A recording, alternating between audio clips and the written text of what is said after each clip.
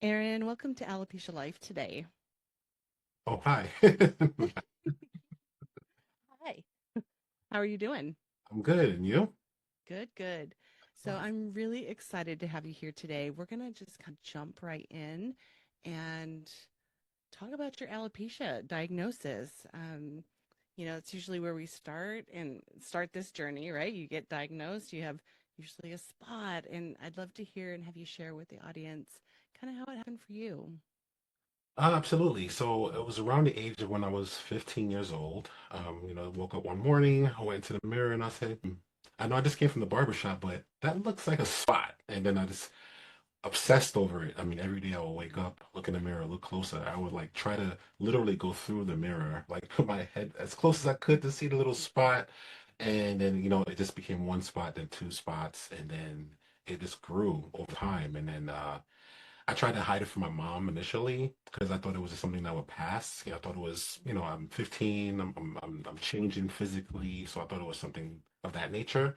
But then when it started growing to multiple spots, then I got my mother involved, and then we, went to a doctor, and then we realized that okay, no, this is a condition. So, obviously, I was traumatized over the situation, and no, just began hiding, trying to figure out ways to cover up the ball spot, and that's kind of how it, started for me. Yeah.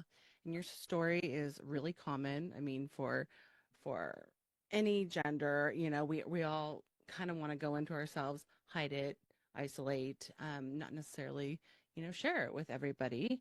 And when did you find that kind of changed for you when instead of hiding, you wanted to kind of do something different?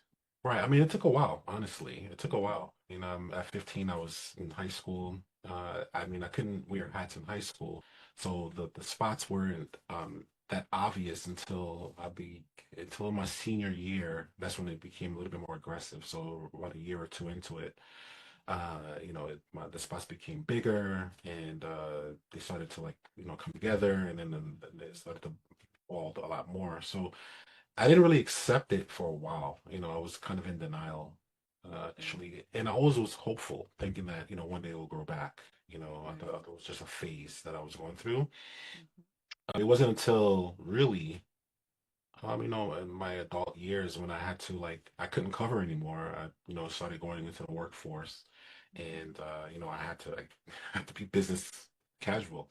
Going into work and traveling to work. So then I just had to just accept it. I Hmm. had no other choice at that point. Yeah.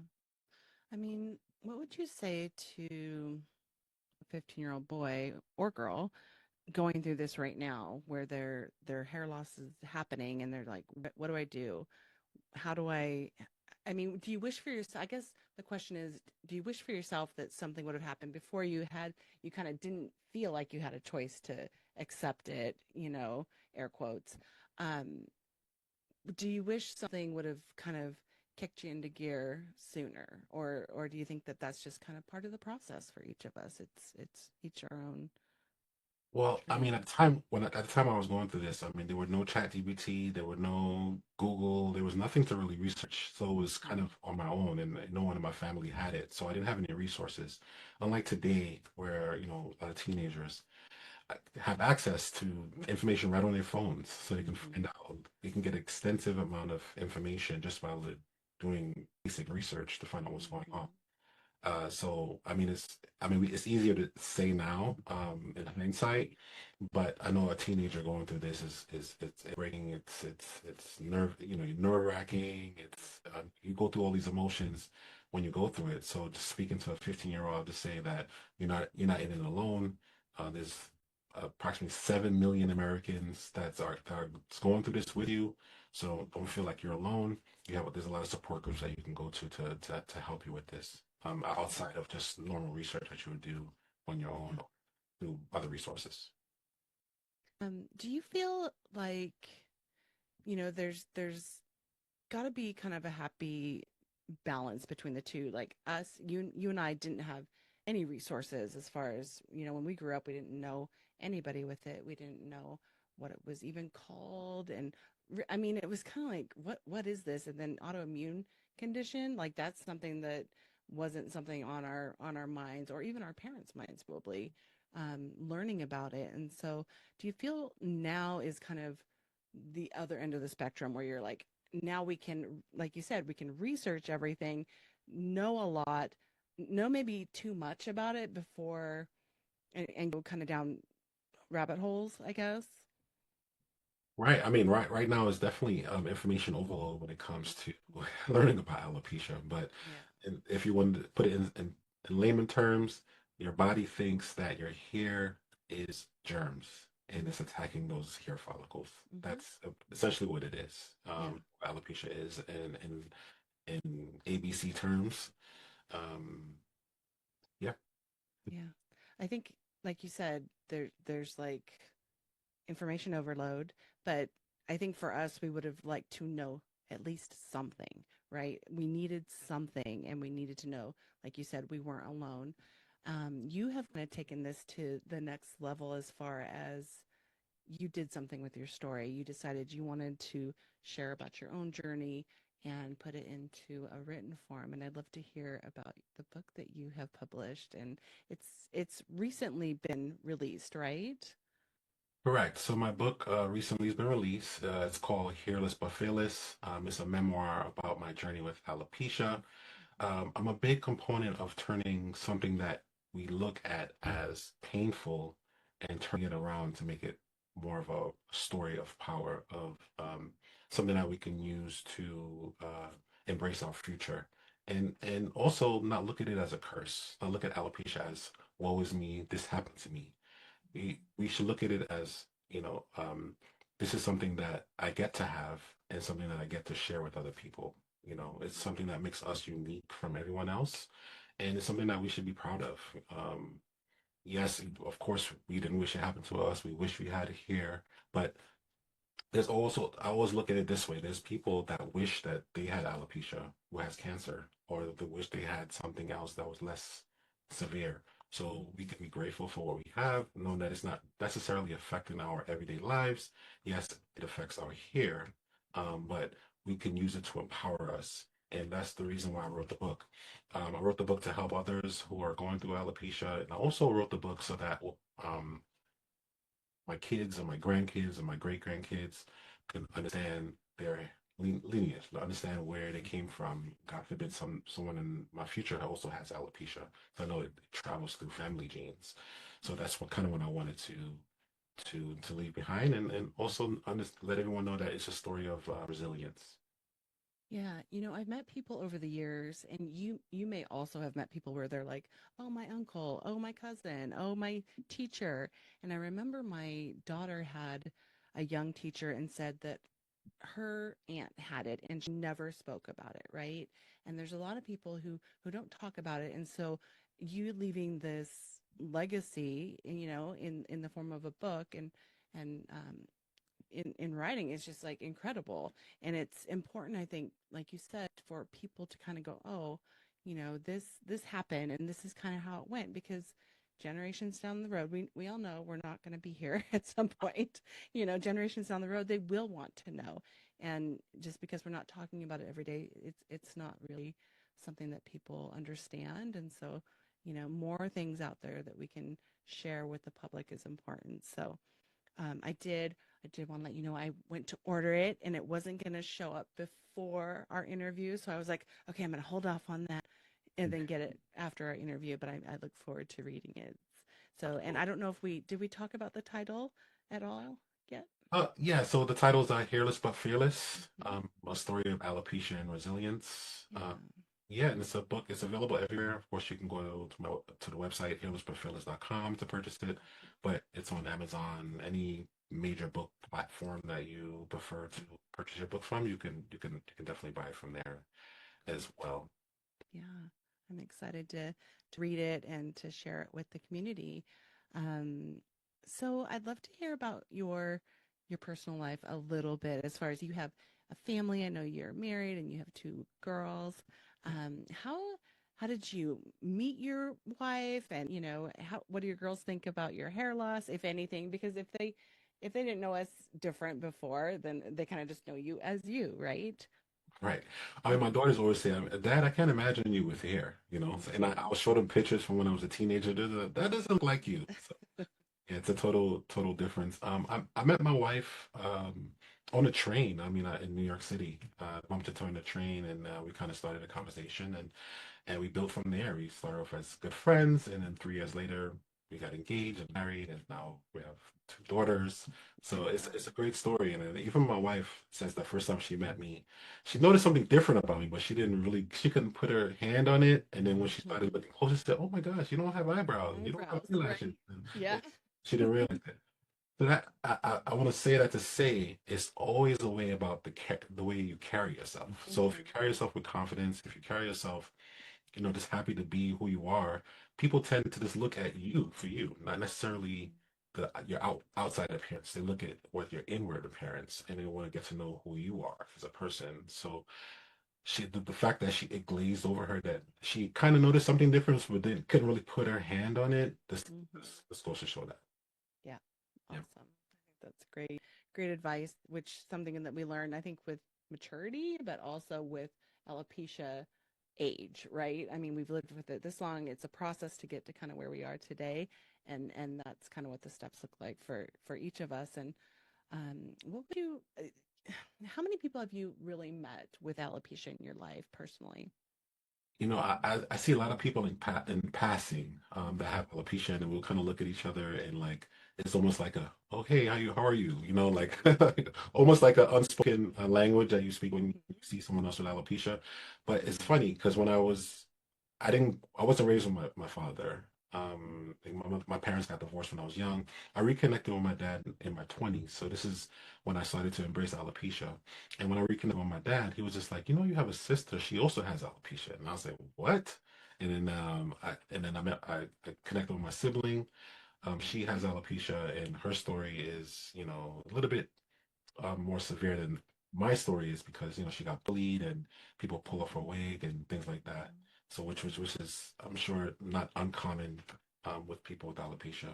And she also has a son who has alopecia. My nephew has alopecia as well. So it that's kind of where I knew and I put the pieces together where okay, it came from my father's side of the family because no one on my mother's side has alopecia, but now I know my father's side, he his family has alopecia, and I spoke to my aunts, his sisters. It was like, yeah, so my great grandfather had alopecia. I remember going to him, and he had alopecia, so it's like it passed through the lineage of the family, and that's how I know about it. Yeah, and that can be really helpful, like we talked about with legacy with your book and talking about it and all of these things. And I'm sorry that you didn't know about your sister. I mean, like that's kind of that would have been such a bond, right? You didn't even know you had a sister. That was one thing, but then that she alopecia. Um, do you guys still have a relationship? I mean, do you guys have a bond now? Your sister? Yes, my sister and I we have a bond. Obviously there's a lapse in how often we speak and things like that because she's in Boston, I'm in New Jersey, so we're not super close to each other. But yeah, we have a bond, and especially after I wrote the book, she read it and she's in the book as well as far as a little bit about her story is in the book as well. This kind of what we discussed, and we kind of grew our bond in our relationship as Yeah. there as well. Yeah. Do Mhm. you feel like your nephew appreciates knowing that there's someone like him that he can talk to also other than his mom? Yeah, I think he does appreciate it. We haven't actually spoke about it, because I'm letting him go through his own transition. Yeah. Because right now, I mean, he's the teenage, like 16 years Hmm. old, so it's Yeah. kind of the time when I had it, and I know what he's going through. So, I mean, he's in the stage where he just want to cover everything Yeah. as much as he can right now. So I'm not gonna push him, and I'm just gonna be there whenever he needs me to be there for him. So. Yeah. Yeah. Awesome. Yeah. Being available is great. Do you feel like you would have like support what is was necessary? Like if you had met someone when you were 15, would it do you feel like it would have made a difference? I know it's like you're just guessing. We're just guessing. Would this have made a difference for you growing up at 15? I think it would have. I think it would have made a difference because when I was 15 in my teenage years, I didn't see anyone with alopecia, or that I didn't notice anyone with alopecia at that time. So Hmm. knowing that I wasn't alone, and I didn't feel isolated, I think it would have helped. I think Right. anyone, community, we don't grow in isolation, we kind of grow in community. So I think Hmm. that being in that environment would have definitely helped. So I encourage Yeah. anyone who has alopecia to definitely try to reach out to someone, Hmm. to at least have a conversation. What do you think? Yeah. Yeah. And you do some work with NAAF too, right? Are you a liaison for them? Is that right? Correct. So I am a liaison for them. I am working with on the regional team, the Northeast region, as far as finding liaisons who wants to speak to their local state legislators and kind of put pressure on them so that they can make wigs, durable medical equipment under Medicare. That's one of the goals. So the main goal, obviously, is to try to get resources to find a cure for alopecia. I think it's something that can be curable, and I Hmm. know that they make some strides as far as having some recent medication that came out that's in like the trial phase right now that can help with the alopecia. But I think overall, if we have enough technology now to try to find a cure for alopecia, so that's the number one goal. But in the meantime, I think that we could put pressure on the legislators and also pressure on health insurance companies to make wigs durable medical equipment under Medicare because because wigs are expensive. I mean, it could be a Yeah. thousand or $3,000 Hmm. each time you need it, and there's people that can afford that, and that has Right. alopecia. So it'll be great to that if you have insurance Hmm. to put insurance companies on the hook to help out with that. I think, did you ever feel like you wanted to wear a hairpiece or a wig of any sort when, when as your hair was actively falling out? No, I didn't feel like I needed a wig. I felt more so like I used to wear do-rags. I don't know if I used to wear Hmm. do-rags and hats. And the time Hmm. where I was going through it, that was actually a trend. It was like in the hip hop community, that was a Yeah, trend. timing was nice.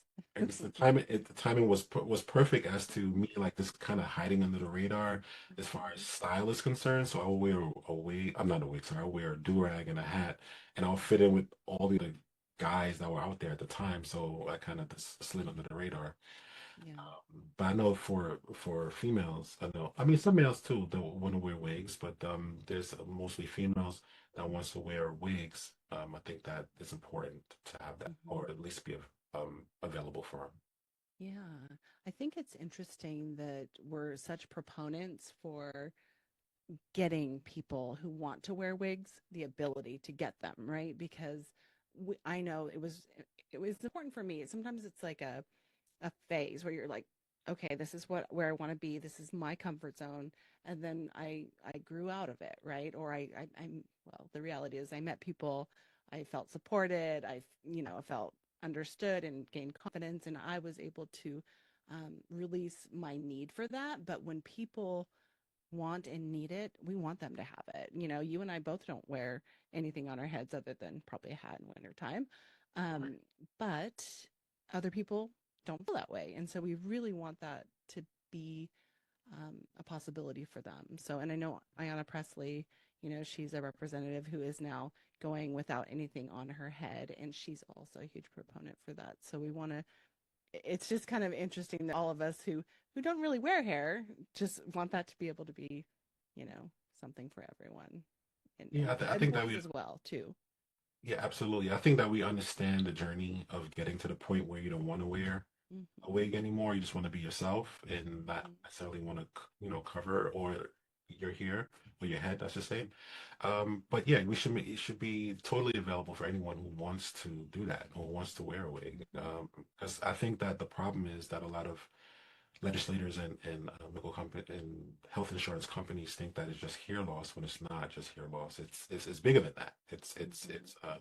It's a mental condition that people go through that they need Hmm. to be able to have um, a way just to feel normal.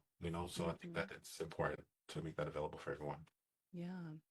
I would like to kind of jump to what you do for a living because it's kind of on the brink, I think. Well, it's not on the brink. It was on the brink several years ago, and we're all now kind of having to come to terms with AI, right? I know for me, I've just started to dabble in it, but I have I'm rebelling against, looking at Google and having it be the first, response. I go, I'm scrolling down. I'm not giving into that. I'm gonna, look for more intentional articles and things like that. So that's my idea of rebellion, but I'm using it for other things to make things a little bit easier for myself. So where actually let's talk about AI and what you do, because I think a lot of people are really interested, and coming from your perspective, I'm sure it'll be really eye-opening. I mean, I look at AI as a tool. I mean, as like anything else. I mean, AI is just technology that allows you to do things in a more efficient manner. Um, I help title agencies specifically in the real estate space with AI automations, meaning I help them systematize processes that they normally do manually. Um, the way I think of AI is like anything else. Like you and I, we wear glasses. There was a time where people didn't wear glasses and they would look at it like, you wear glasses? That's cheating, or Mm-hmm. anything like that. It's just Mm-hmm. a tool. It's something to make your life easier, something Yeah. to help you. There's pros and cons to it, but I think there's more pros than cons to it. I think that if you utilize AI as a tool to help you do things more efficiently, then it's to your benefit. Hopefully that answers your question. Yeah. Okay. I was gonna talk to you, and what are your thoughts about, the stuff that's making it into the headlines about like people asking their AI to marry them, things like that. I mean, what is with that? I know that they're so, uh, what do you call it? They listen to nuance, right, in your own writing style, and so they get you. They're great. They're kind of a great partner, so to speak, when they're responding to you. So what's the deal with that? And do we need to like protect against that? Like it's like, how do we discern I don't know. I don't even know what my question is, but it is interesting. All that this kind of odd behavior is kind of coming to the forefront with it. I mean, it is interesting. I mean, the AI is just going to do what a human tells it to do, right? So if a human is saying "marry me," that's not the AI's fault. That's a human being telling AI to do it. Mm-hmm. It's not going to go outside of the confound the construct that you build. So if you give it parameters, it's going to stay within those parameters. So it's really looking at yourself. A lot of people say when they post on like social media, I'm going to use for example, they post on social media and they say, "Oh, the algorithm is not pushing me, it's not showing my content." But it's not the algorithm, it's really just you. I mean, it's really what you put out there. So if you put bad content out there, your content is not going to be shown to people. But if you put good content out, it's going to be shown to millions because everyone resonates to that. So if we go back to AI, whatever you tell AI to do, it's going to do. It's going to if you tell AI, marry me, it's gonna it's gonna look at you. Okay, well, we can play this game, and then they'll kind of play that game with you. It's, as weird as it is, but again, it's based on what the human tells it to do. So then we have to look at ourselves and say, how far we want to take it. Mm-hmm. That's my 2 cents.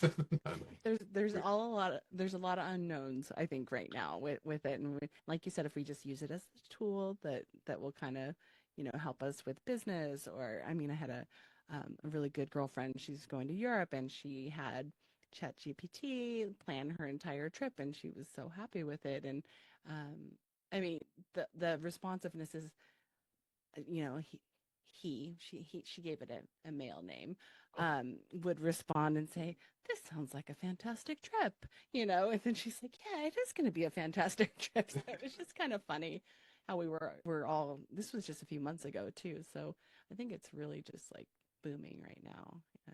Yeah, I And mean, I mean, AI to me is fascinating. I use it a lot in my business as far as to help clients, and I also use it for me personally on how I want to ship things. And when I have different ideas, I'll present it to AI, and it will give me ideas on different ways I can do it and help me with my research. It's almost like having a personal assistant Mhm. or anything that you want. A personal assistant, sales assistant, anything that you want AI to be can be for you. So it's definitely a fascinating time because it kind of it evens out the playing fields, especially for entrepreneurs Mm-hmm. who can't afford to have a team of 10 people. Well, I can have it could be me and it could be 10 AI assistants to or Mm-hmm. 9 AI assistants to be a team of 10 people or 10 Yeah. people, I should say. Right. Right. I gotcha. Uh, We're getting it. We're getting the lingo. exactly. And I mean, if you look at it, I mean, a hammer is supposed to be used to, hammer a nail.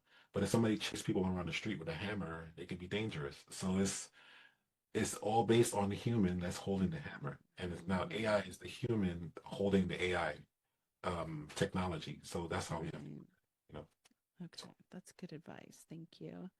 Now, without giving anything like really great away that's in your book, do you have one piece of advice that you'd like to share that kind of just you feel would resonate with all ages of people and maybe even parents? I think that our parents don't get as much support as they need. I mean, I know that I work with them all the time, and parents just are suffering. I mean, that's a direct quote. Really struggling, and so there's that piece of it. But yeah, any word of advice before we go today that you might want to share? all right, so I'll just speak on the parent initially because that's the Mhm. last thing we discussed. Um, I read an interesting stat the other day that said that a lot of people that's going through alopecia has to help their parent go through it as well. So Mhm. although the parent is not the one with alopecia, the person with alopecia has to help the parent. So I read that interesting stat the other day on that. So I would just let the parent know that it's not your fault that your child has alopecia. This is something unique to your child. Yes, it may have come through your genes, and you may not necessarily know how your child is going to gain alopecia, but just be there to support your child. Yes, your child is going through a lot right now. Alopecia, and it's a tough thing to go through. But it's thank God it's not life threatening. Thank God that it's something that you can cope through with your child, and and for the child that's going through alopecia, just know that it's you're unique. God made you unique, and you should embrace that uniqueness and be proud of who you are, because you're beautiful, you're strong, um, and I'll encourage you to just embrace it. I mean, it's something that you're not alone, and you're not alone through this journey. We all been through it, and you got to get through it. I mean, that's what I would say to anyone going through alopecia, and that you're beautiful. Don't think otherwise. Yeah. Awesome. Thank you. Thanks for that advice. And when people are looking for you on social media, where should they reach you? Where how can they find you? I'm sure. I mean, the best way is through Instagram. You could Hmm. contact me through Instagram, The Real Aaron. There's The Real ARRON is my handle on Instagram. Yeah. Of course, you can go to my website, hairlessbutfearless.com, and you can reach me that way as well. And I'm on every social media, LinkedIn, you can find me, but Yeah. Instagram is the best bet if you want to reach. Okay. Perfect. Perfect. Thanks for being here. And we'll have all of that in the show notes. I just want to say thanks again for taking the time to, share with listeners just about your personal story, because I think that as we share these personal pieces about ourselves, we allow the next generation to grow, people to learn from us, and we're paving the way for the next generation. So thank you for so much for doing that. Of course, yeah, and thanks everyone for listening. I appreciate it.